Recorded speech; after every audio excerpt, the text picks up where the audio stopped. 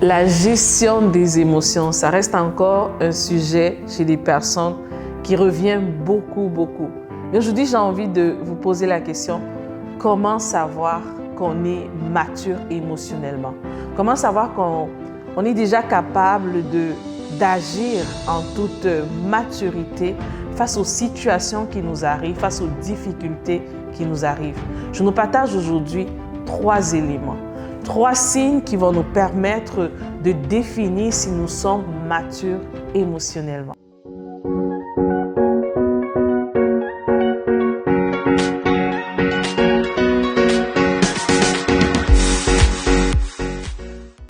Mon nom est Bernadette Anne, je suis stratège d'affaires, directrice de l'entreprise RCA Group Conseil. Nous accompagnons les entreprises et les entrepreneurs dans la croissance. La gestion des émotions, ce sujet-là, c'est souvent quand on rencontre des entrepreneurs et une des raisons aussi de la chute de beaucoup de partenariats, de beaucoup d'entreprises ou de relations reste encore les émotions. On ne va pas nommer aussi des entrepreneurs qui ont pris des mauvaises décisions, qui ont fait des promesses qui n'ont pas tenu et qui ont eu des impacts énormes sur leur entreprise ou même sur leur vie. Aujourd'hui, je nous partage 3 éléments que nous pourrons évaluer sur la base de ces éléments-là si nous sommes matures émotionnellement. Le premier élément qu'il faut valider au niveau de la maturité émotionnelle, c'est est-ce que face à une situation, vous prenez le temps de vous dissocier de la situation ou, en contrepartie, vous vous sentez à chaque fois partie prenante de la situation? Mais avant de poursuivre là-dessus, je tiens à préciser que les émotions sont simplement des signaux. Les émotions sont un peu comme des feux qui nous permettent de définir comment on se sent. Et il y a quelque chose qui ne ment pas, les émotions, ça ne ment pas. Donc, c'est en fait des alarmes qui nous permettent de définir comment ça va, qu'est-ce qui se passe en nous. Face à une situation ou face à une chose qui est en train de se passer, comment ça se présente en nous. On a beau dire ce qu'on veut dire, on a beau cacher des choses, mais au fond de nous, on sait ce qu'on ressent.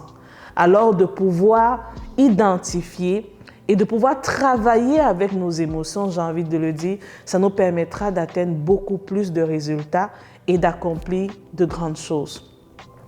Donc, comme on l'a dit tantôt, la première chose qu'il faut savoir, c'est est-ce que face à une situation, vous vous dissociez de la situation ou à chaque fois, vous prenez la situation sur vous?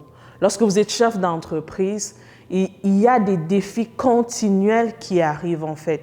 Il y a des situations, des surprises en fait, ça fait quasiment partie de la vie d'un entrepreneur. Mais quand ça arrive, comment réagissez-vous?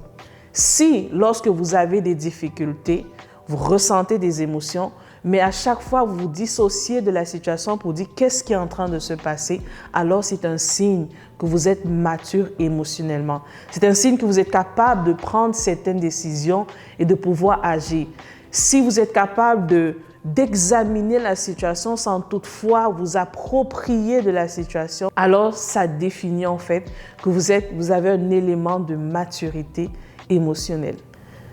Le deuxième élément en fait qu'il faut évaluer si on est mature émotionnellement, c'est de savoir est-ce que lorsqu'on est content, fâché, lorsqu'on ressent une émotion forte, est-ce qu'on prend des décisions?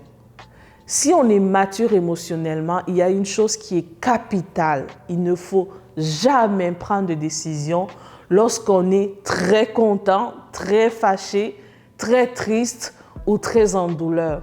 Parce qu'à chaque fois, si on prend des décisions dans cette dimension-là, ça veut dire en fait qu'on se laisse diriger par nos émotions et on n'a pas creusé en bas pour savoir qu'est-ce qui a produit ces émotions-là. Et assurément, il y a beaucoup de chances qu'on fasse des mauvais choix.